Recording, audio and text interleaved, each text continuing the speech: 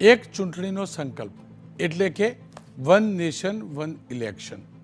ભારતીય જનતા પક્ષે ચૂંટણીને ધ્યાનમાં રાખી આગામી 5 વર્ષમાં પક્ષની સરકાર શું કરવા માગે છે તેનો એજન્ડા મૂક્યો છે, જેને સંકલ્પ પત્ર નામ આપ્યું છે. 24 થી 25 મુખ્ય મુદ્દા છે. એ પૈકીનો એક મુદ્દો જે અલગ મેં તારવ્યો છે એનું નામ છે વન નેશન વન ઇલેક્શન, અને સંકલ્પ પત્રને મોદીની ગેરંટી તરીકે ગણાવ્યું છે. અને ખુદ પ્રધાનમંત્રીએ પણ ગઈકાલે કહ્યું છે વન નેશન વન ઇલેક્શન જરૂરી છે. અને હા, એ હકીકત છે કે ચૂંટણીઓમાં ઘણો ખર્ચો થાય છે. ચૂંટણીઓની પ્રક્રિયા ઘણી લાંબી હોય છે. ચૂંટણીઓમાં સરકારી અધિકારી, કર્મચારી, શિક્ષકો તમામ લાંબા સમય સુધી જોડાયેલા રહે છે. અને ચૂંટણીઓ કેમ કે આપણા ત્યાં મેઇન સ્ટ્રીમ પોલિટિક્સ પણ છે, પંચાયતી રાજ્ય પણ છે, એટલે પંચાયતોની પણ ચૂંટણીઓ હોય છે, લોકસભા વિધાનસભાની પણ ચૂંટણીઓ હોય છે, અને તમામ ઠેકાણે અલગ અલગ સમયે ચૂંટણીઓ થાય છે. ચૂંટણીઓ ઘણી ખર્ચાળ પણ હોય છે. આ સંજોગોમાં કેમ કે પ્રધાનમંત્રીએ ઘણા સમય પહેલાં પણ કહ્યું હતું કે એક દેશમાં એક ચૂંટણી હોવી જોઈએ, અને એટલે જ એક કમિટીની રચના પણ કરાઈ હતી. અને એ કમિટીમાં પૂર્વ રાષ્ટ્રપતિ, આપણા પૂર્વ રાષ્ટ્રપતિની અધ્યક્ષતામાં એક કમિટી હતી, અને એ કમિટીએ રિપોર્ટ પણ 14 માર્ચે રાષ્ટ્રપતિને આપી દીધો છે. પૂર્વ રાષ્ટ્રપતિ રામનાથ કોવિંદની અધ્યક્ષતામાં જે કમિટી બની હતી એ કમિટીએ 14 માર્ચે રાષ્ટ્રપતિ દ્રૌપદી મુર્મુને રિપોર્ટ સોંપ્યો છે. અને ભારતીય જનતા પક્ષે સંકલ્પ પત્રમાં કહ્યું છે કે વન નેશન વન ઇલેક્શનને સાકાર કરવામાં આવશે. ખેર, પ્રધાનમંત્રીએ શું કહ્યું પહેલાં એ સાંભળી લઈએ.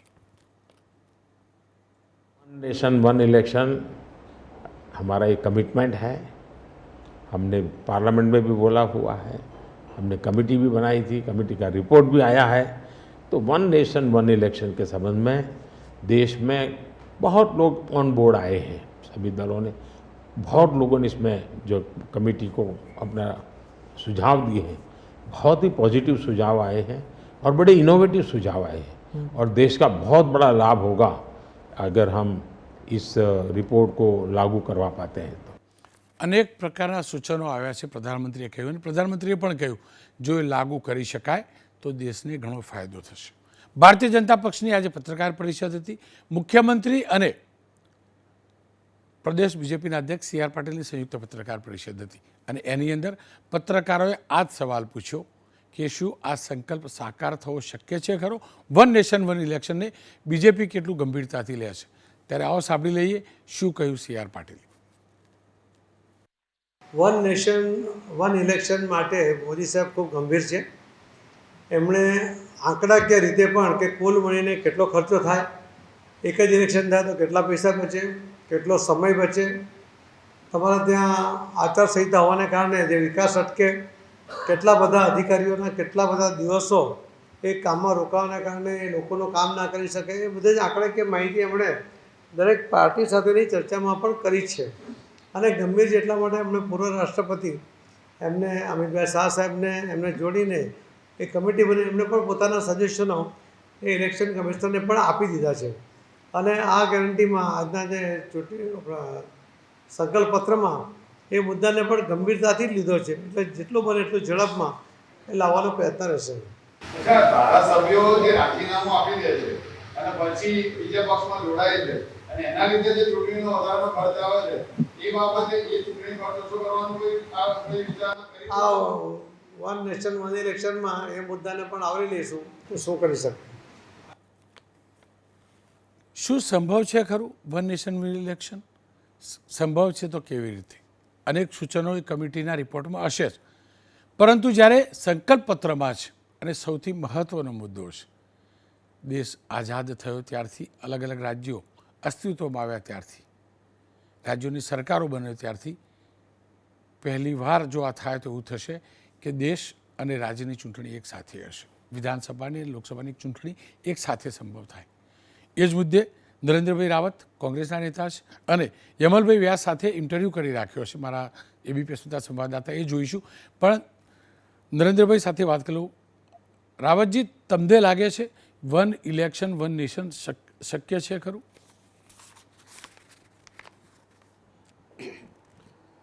રોનકભાઈ, સૌથી પહેલાં તો એ પૂછવું છે કે વન નેશન વન ઇલેક્શનની જરૂર શા માટે પડી? કયા પ્રશ્નો ઉપસ્થિત થયા છે જેના કારણે વન નેશન વન ઇલેક્શનની જરૂર પડી? મને તો કોઈ એવું લાગતું નથી કે અત્યારે દેશમાં વન નેશન વન ઇલેક્શન કરવાથી કોઈ પ્રશ્નોનું નિરાકરણ થઈ જશે. આ દેશમાં જે મુશ્કેલીઓ છે એનું મુખ્ય કારણ વન નેશન વન ઇલેક્શન છે એવું લાગે છે આપને? જે પ્રકારે પાટીલજીની પ્રેસ કોન્ફરન્સમાં બોલ્યા તેમના 4 જ સ્ટેટમેન્ટ હતા. વન નેશન વન ઇલેક્શન માટે મોદીજી ખૂબ ગંભીર છે, અમારું સંકલ્પ છે, અમે કરવાના છીએ, જેમ બને એમ જલ્દી થઈ જશે. પણ વન નેશન વન ઇલેક્શનથી આ દેશમાં શું ફરક પડશે એ જાણીએ છીએ. મહત્ત્વની વસ્તુ એ છે કે વન નેશન વન ઇલેક્શન જ્યારે આઝાદી થયા પછી ઘણી બધી આર્ગ્યુમેન્ટ કરવામાં આવી કે 62થી 67 સુધી થયું, તો એ ચૂંટણીની શરૂઆત હતી, બધી ચૂંટણીઓ સાથે થઈ. ત્યારબાદ આ એક બંધારણમાં જે લેખિત સ્વરૂપનું છે ને જે મહત્ત્વનું ફેડરલ સ્ટ્રક્ચર છે, કે ફેડરલ સ્ટ્રક્ચર એટલે શું? કે જેમાં કેન્દ્ર અને રાજ્યની સત્તાઓ વહેંચાયેલી છે, કેન્દ્રનું વિકેન્દ્રીકરણ, સત્તાનું વિકેન્દ્રીકરણ છે. અહીંયા જે પ્રકારે કેન્દ્ર અને રાજ્યને સત્તાઓ આપેલી હોય અને વિવિધતાથી ભરેલો આખો આ દેશ, એની જ્યારે ચૂંટણીઓ યોજાતી હોય ત્યારે અત્યારે એક વાત વચ્ચે કહેવા માગું છું કે વન નેશન વન ઇલેક્શન તો છે જ. અત્યારે લોકસભાની ચૂંટણી એક સાથે યોજાઈ રહી છે, આ ચૂંટણી તો યોજાઈ રહી છે, પરંતુ રાજ્યોની ચૂંટણી એક સાથે પણ થઈ શકે. પરંતુ એના માટે તમે કાયદો બનાવી, આપણા બંધારણને ચેન્જ કરી, એમેન્ડમેન્ટ લાવી, ફિક્સ ડેટ કરવી કે આ 5મી તારીખે જે પણ થાય એની ચૂંટણી કરવી, બહુ મહત્ત્વનો એક પ્રશ્ન પૂછી શકાય આમાં. કે સપોઝ 2027 કે 2029માં ચૂંટણી થતી હોય અને 2027માં કોઈની ચૂંટણી સત્તામાં આવે તો એને 2029માં કમ્પલસરી 2.5 વર્ષમાં ચૂંટણી કરવી પડે એવો કાયદો છે. એનો મતલબ જે પણ સરકાર આવે એટલે જેમ કે આપણે બાય ઇલેક્શન થાય અને 1.5 વર્ષની ટર્મ બાકી હોય તો 1.5 વર્ષ માટે જ ગવર્મેન્ટ બનાવવાની. આ રીતે કેવી રીતે રાજ્યો ચાલી શકે? તમે ખર્ચાની વાત કરો છો તો લોકશાહીની અંદર ખર્ચો કેવી રીતે રોકી શકાશે? ખર્ચો જે ચૂંટણીનો થવાનો છે તો થવાનો જ છે. જે રાજકીય પક્ષોનો જે ખર્ચો થતો એને કોઈ લેવા દેવા નથી, એને ભારતના આર્થિક સ્ટ્રક્ચર સાથે કંઈ લેવા દેવા નથી. આ તો ફક્ત જે પ્રકારે બંધારણને ચેન્જ કરવાની જે કોશિશ થઈ રહી છે એ ભવિષ્યની અંદર ખૂબ જોખમકારક, સત્તાનું કેન્દ્રીયકરણ અને આનાથી ખૂબ ગંભીર જે પ્રશ્નો ઉપસ્થિત થશે એ કાલે નહીં કરી શકાય. હું આપને જ પ્રશ્ન પૂછવા માગું છું કે કાલે ઉઠીને કોઈ સરકાર પડી ગઈ તો એને 2 વર્ષ જ, હવે નવી સરકાર આવે એને 1.5 વર્ષ માટે આવવાનું, એનો વહીવટનું શું? નરેન્દ્રભાઈ, કોઈ પણ રાજ્ય સરકારો આવે ને 5 વર્ષ સુધી ઇફેક્ટિવ ગવર્મેન્ટ આપે એવું આપણે ઈચ્છતા હોઈએ, તો આ પ્રકારનો કાયદો ઘડીને સાબિત શું કરવા માંગીએ છીએ? ફક્ત ખર્ચાના કારણે ડરીને કયો ખર્ચો કરવાનો? તમે 2029 ઇલેક્શન લાવશો, અડધા રાજ્યોની ચૂંટણીઓ થશે. નરેન્દ્રભાઈ, આપ જોડાયેલા રહો. યમલભાઈ વ્યાસને આ જ મુદ્દે એબીપી અસ્મિતા સંવાદદાતાએ પૂછ્યું છે. આવો સાંભળી લે એમને શું કહ્યું. યમલભાઈ, આ જે વિચાર છે ખરેખર વિચાર છે કે ખરેખર અમલવારી થઈ શકે એમ છે? કઈ રીતે શક્ય બનશે? ભારતીય જનતા પાર્ટી છેલ્લા અનેક વર્ષોથી આ વિષયની એણે પહેલ કરી છે અને અમે કહેતા આવ્યા છીએ કે આ દેશ માટે ઘણી રીતે લાભદાયી વસ્તુ છે વન નેશન વન ઇલેક્શન. અને એના અનેક કારણો છે. એક તો જ્યારે પણ ચૂંટણી આવે ત્યારે આખી સમગ્ર વહીવટી તંત્ર એમાં લાગી જતું હોય છે. એટલે એક વખત સ્થાનિક સ્વરાજની સંસ્થાઓની ચૂંટણી આવે, પછી વિધાનસભા આવે, પછી લોકસભા આવે. એટલે 5 વર્ષમાં 3 વર્ષ એટલે સરેરાશ 1.5 વર્ષે એક ચૂંટણી આવે. અને એના કારણે જે નીતિ વિષયક નિર્ણયો લેવાના હોય, અનેક બધા આચારસંહિતાના કારણે એમાં વચ્ચે બ્રેક આવતો હોય છે. એટલે એને બદલે જો 5 વર્ષે એક જ ઇલેક્શન થાય તો બાકીના 4.5 વર્ષ સુધી અધિકારીઓ પોતાનું કામ કરી શકે, ચૂંટાયેલી પાંખ પોતાનું કામ કરી શકે અને બધા ભેગા મળીને દેશના વિકાસમાં વધારે સારો ફાળો આપી શકે. આ ઉપરાંત ખર્ચાની પણ વાત છે. એક ચૂંટણી કરવી એટલે અનેક કરોડો રૂપિયાનો ખર્ચો હોય છે, અબજો રૂપિયાનો ખર્ચો હોય છે મોટી ચૂંટણીમાં. અને એનો એ ખર્ચો પણ 3 વખત થવાના બદલે જો 1 વખત થાય તો પ્રપોર્શનેટલી ઘણો બધો નાણાંની બચત થાય, દેશના રિસોર્સિસની બચત થાય. અને ત્રીજી વાત એ છે કે જ્યારે એક જ સમયે કોઈ પણ મતદાતાને ચૂંટણી આપવાની હોય તો મતદાતાનો ઉત્સાહ પણ વધે કે એને કોર્પોરેટર પણ ચૂંટવાના હોય, ધારાસભ્ય પણ એ જ સમયે અને સંસદ સભ્ય પણ જ્યારે એ સમયે ચૂંટવાના હોય તો મતદાનનું પ્રમાણ પણ વધે એવું અમારું ચોક્કસ માનવું છે. શું ખરેખર આ વિચાર જ છે કે આ શક્ય બની શકે એમ છે? ભારત સરકારે આપણા પૂર્વ રાષ્ટ્રપતિ આદરણીય રામનાથ કોવિંદજીના વડપણ હેઠળ એક કમિટી પણ બનાવી છે. કમિટી એનો રિપોર્ટ પણ આપી દીધો છે. ખૂબ ઊંડો અભ્યાસ કરીને અનેક તજજ્ઞોને મળ્યા, દરેક પાર્ટીના આગેવાનોને મળ્યા અને બધાનો વ્યૂ લઈ અને એમણે એક રિપોર્ટ આપ્યો છે. અને અમને એવું લાગી રહ્યું છે કે આ એક ચોક્કસપણે અમલમાં મૂકી શકાય એવો વિષય છે અને અમલમાં હું તો એવું માનું છું કે 2029ની ચૂંટણીમાં પણ મૂકી શકાય. પણ જે વિધાનસભાઓની જે ટર્મ છે તે પૂરી થઈ ગઈ છે, ત્યાં શું? અને જો આ નિર્ણયને અમલ લાવવાની જ્યારે પણ પરિકલ્પના પૂર્ણ થતી દેખાય તો શું આ પ્રકારના એક્સટેન્શન શક્ય બનશે ખરા? એટલે આમાં મને ખબર નથી કે કમિટીએ શું સૂચવ્યું છે, પણ એવું બની શકે કે જ્યારે પ્રથમ વખત આનો પ્રયોગ કરવામાં આવે ત્યારે 2 ભાગમાં થાય. એટલે 2.5 વર્ષના અંતે એક ચૂંટણી થાય ને બીજી 2.5 વર્ષ પછી ચૂંટણી થાય. એવું કરવાથી હું માનું છું કે લગભગ બધું કવર થઈ જાય. કોઈક વિધાનસભાના 6 મહિના ઓછા કરવા પડે, કોઈ વિધાનસભા 6 મહિના વધારવી પડે. એટલે 2.5 વર્ષે એક ચૂંટણી આવે, બીજા 2.5 વર્ષે લોકસભા અને બીજી ચૂંટણી આવે. આવું શક્ય છે એવું મારી ધારણા છે. કમિટીએ શું રિપોર્ટ આપ્યો છે અને ચૂંટણી પંચ શું નક્કી કરશે એ તો ભવિષ્ય જ કહેશે. સાથે જ જ્યારે દેશની સૌથી મોટી લોકશાહીનું પર્વ અત્યારે જ્યારે ઉજવવા જઈ રહ્યા છે, તેવા સંજોગોની અંદર આ પરિકલ્પના ભારતીય જનતા પાર્ટી કઈ રીતે મતદારો વચ્ચે મૂકે તે પ્રકારની આશા રાખી રહ્યા છો? ભારતીય જનતા પાર્ટીએ સંકલ્પ પત્રમાં પણ કહ્યું છે કે અમે વન નેશન વન ઇલેક્શન માટે પ્રયત્ન કરીશું. આખરી નિર્ણય તો ચૂંટણી પંચનો હોય છે. ચૂંટણી પંચ એની રીતે યોગ્ય પુખ્ત નિર્ણય લેશે. પરંતુ અમારું સૂચન એવું છે અને અમારો પ્રયત્ન એવો છે કે એ વન નેશન વન ઇલેક્શન થાય તો રાષ્ટ્રના અને રાષ્ટ્રના તમામ લોકોના હિતમાં છે. અન્ય રાજકીય પક્ષો પણ આ બાબતે ક્યાંક ને ક્યાંક જ્યારે વાત થતી રહેતી હોય, એક ચર્ચાનો પણ અવકાશ રહેતો હોય સંસદની અંદર, આ બાબતે ભારતીય જનતા પાર્ટી અન્ય પક્ષો સાથે આ બાબતે કોઈ વાત કરી હોય અથવા આ બાબતે કોઈ ડિબેટ થઈ હોય, એ બાબતે કોઈ નિર્ણય પર આવવા માટેની વાત થઈ હોય? ભારતીય જનતા પાર્ટીના પરવ્યુમાં આ વિષય નથી આવતો, પરંતુ જે કમિટી બનાવી છે કોવિંદ સાહેબની, એ કમિટીએ બધી જ રાજકીય પક્ષોને બોલાવ્યા હતા. મોટાભાગના રાજકીય પક્ષોએ એમની સાથે વિમર્શ કર્યો પણ છે અને એ બધાના અંતે કમિટીએ રિપોર્ટ આપ્યો છે. એટલે હું માનું છું કે તમામ રાજકીય પક્ષોની એમનો મત લેવામાં જ આવ્યો છે.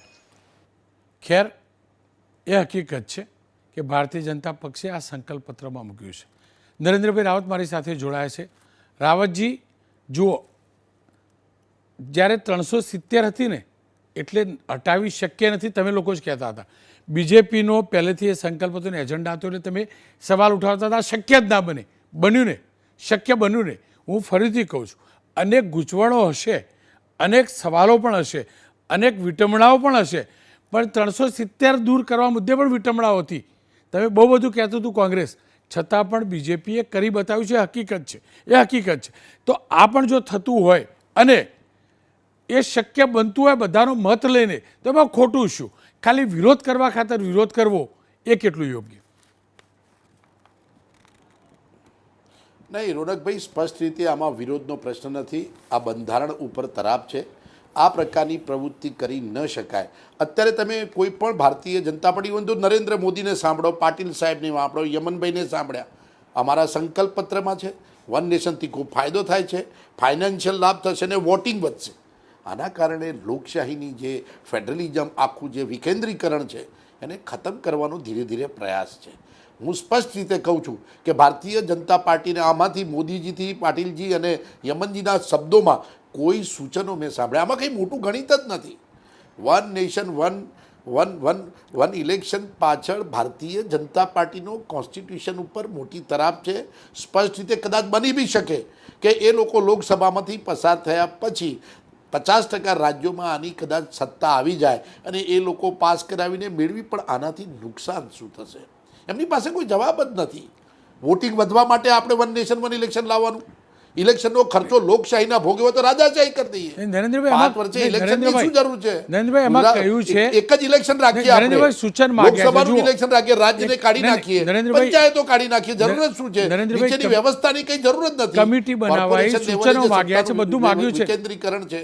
નરેન્દ્રભાઈ સૂચનો માંગ્યા છે અને પછી કરે છે. બીજું કોઈ સૂચનો આવી બીજું, શકે જ નહીં. રાજ્ય સરકાર તો આમાં રાજ્ય શું સરકાર સૂચન રહેવાની આવે? છે. આ તો પૈસા સિવાય કોઈ સૂચનો જ વાત નથી કરતા. એવું આપણે અને કહીએ ભારતીય છીએ. જનતા પાર્ટીએ ઇલેક્ટ્રોનિક બોન્ડમાં જ કરોડો રૂપિયા ચોરી લીધા છે. એના પહેલાની કઈ વાત, કયા પૈસાની વાતો કરવાની? આ તો ખાલી જો લોકોને આચારસંહિતા લાગે, ગેરમાર્ગે જુઓ દોરીને પેલા નરેન્દ્રભાઈ સાંભળો. Constitution જે ભારતનું છે એને નરેન્દ્રભાઈ. બદલવાનો પ્રયાસ છે, સંયુક્તારશાહી નરેન્દ્રભાઈ સાંભળો. કેન્દ્રીયકરણ કરવાનો નહીં, પણ પ્રયાસ છે, નરેન્દ્રભાઈ. બીજો કોઈ પ્રયાસ નથી કે જેના કારણે સત્તા એક જ માણસના હાથમાં આવી જાય. તો નરેન્દ્ર- મારી ખાસ એવી નથી કે રાજાશાહી કરી દે. નહીં, નરેન્દ્રભાઈ જુઓ ખર્ચાના સાંભળો. કારણે થતું પેલા હોય સાંભળો તો તો આ ખરા. લોકશાહીને ખતમ કરી નાખો. નરેન્દ્રભાઈ સાંભળો કોઈ પહેલા. પંચાયતની ચૂંટણી જરૂર પણ નથી, નરેન્દ્રભાઈ કોઈની જરૂર સાંભળો નથી. તો ખરા. તમામ બંધ કરી દઈએ. નરેન્દ્રભાઈ સાંભળો, જુઓ પહેલું આપ કહો છો કે એક હતું શાસન થશે, એ તો શક્ય નથી. વિધાનસભા અલગ જ રહેવાની છે, લોકસભા અલગ રહેવાની છે, ચૂંટણી એક સાથે છે, એ હકીકત છે, બે અલગ રહેશે. સેકન્ડ, આપ પણ જાણો છો આટલી ચૂંટણી આવે, વર્ષે કોઈને કોઈ ચૂંટણી હોય, થવી જ જોઈએ, લોકશાહીમાં ચૂંટણી થવી જોઈએ. પણ આપ પણ જાણો છો આચારસંહિતા લાગી જાય એટલે અનેક કાર્યો અટકી જાય છે અને લાંબો સમય એમાં જાય છે. તો એક પ્રોપર સિસ્ટમ બનતી હોય ચૂંટણી માટેની અને સમય પણ બચતો હોય, વિકાસ રોકાતો ન હોય, બધું વ્યવસ્થા ગોઠવાતી હોય. હું ફરીથી કહું છું, લાગી કરી દેવી એ હું નથી કહેતો યોગ્ય જ છે, પણ એ માટે મંથન થતું હોય, એ માટે કમિટી બનતી હોય, સૂચનો મંગાવે તો ખોટું છે શું?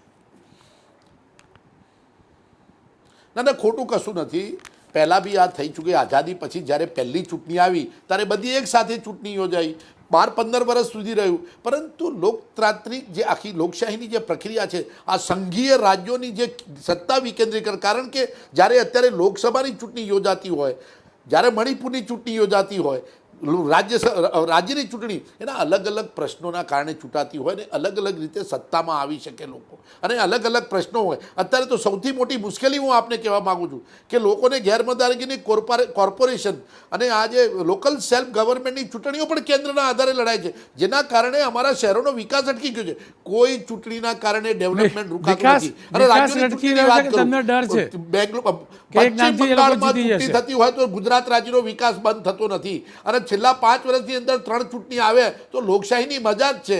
નહીં તો રાજાશાહી હોત તો એક જ ચૂંટણી જ ના યોજાય, 1 રૂપિયાનો ખર્ચો કરવાની જરૂર નથી, બહુ મજા આવે. ખેર, આપનો ખૂબ ખૂબ પૈસા જ આભાર. ભેગા થયા કરે. આપનો ખૂબ ખૂબ આભાર. ખેર, ભારતીય જનતા પક્ષે આ સંકલ્પ પત્રમાં મૂક્યું છે અને સૂચનો માટેની કમિટી પણ બનાવી છે. કમિટીનો રિપોર્ટ પણ સબમિટ થયો છે. સમય ચોક્કસથી લાગશે, પણ ખરેખર શું થશે એ જાણવું સમજવું હાલ કમસે કમ મારી સમજની બહારનો છે. પણ હા, એ હકીકત છે કે એક નવી પહેલ છે. પણ આ તમામની વચ્ચે લોકસભા માટે ઉમેદવારી પત્રક ભરવાની પ્રક્રિયા શરૂ થઈ ચૂકી છે. છેલ્લા 4 દિવસથી પ્રક્રિયા શરૂ થઈ છે, વચ્ચે રજાથી 2 દિવસથી, પણ આજે એમાં ગતિ દેખાવા મળી છે. ભારતીય જનતા પક્ષ અને કોંગ્રેસના ઉમેદવારો અલગ અલગ બેઠકો ઉપર ઉમેદવારી કરી રહ્યા છે. મનસુખભાઈ માંડવિયાએ પોરબંદરથી ઉમેદવારી કરી છે, HS પટેલે અમદાવાદ પૂર્વથી ઉમેદવારી કરી છે, રાજપાલસિંહ જાદવે ઉમેદવારી કરી છે, આપ જોઈ શકો પંચમહાલ બેઠકથી. ભરૂચ બેઠકથી મનસુખ વસાવા સતત 7મી વાર ઉમેદવારી કરી છે. દમણથી લાલુભાઈ પટેલે ઉમેદવારી કરી છે. એ જ રીતે કોંગ્રેસના ઉમેદવારોએ પણ ઉમેદવારી કરી છે. ઋત્વિજ મકવાણાએ આજે સુરેન્દ્રનગરથી ઉમેદવારી કરી. એ જ રીતે બનાસકાંઠા બેઠકથી જ્ઞાનીબેન ઠાકોરે ઉમેદવારી પત્ર ભર્યું છે. બારડોલીથી સિદ્ધાર્થભાઈ ચૌધરીએ ઉમેદવારી પત્રક ભર્યું છે. JP મારાવડિયા જામનગરથી તેમને ઉમેદવારી પત્રક ભર્યું છે. આવતીકાલે પણ અનેક નેતાઓ ઉમેદવારી પત્ર ભરવાના છે બંને પક્ષોમાંથી, અને સ્વાભાવિક રીતે જ આ ઉમેદવારી પત્રની સાથે સાથે લોકસભાની સાથે વિધાનસભાની પેટા ચૂંટણીના પણ ઉમેદવાર પત્રો ભરાયા છે. અર્જુનભાઈ મોઢવડિયાએ પોરબંદરથી કોંગ્રેસની બેઠક ઉપર ઉમેદવારી પત્રક ભર્યું છે. ધર્મેન્દ્રસિંહ વાઘેલાએ વાઘોડિયાથી ભર્યું છે. અને તમામ જ્યારે ઉમેદવારી પત્રક ભરે છે એ પહેલાં અથવા તો રેલી થાય છે, સભા થાય છે, ક્યાંક કાર્યકર્તાઓ સાથેની રેલી પણ થાય છે.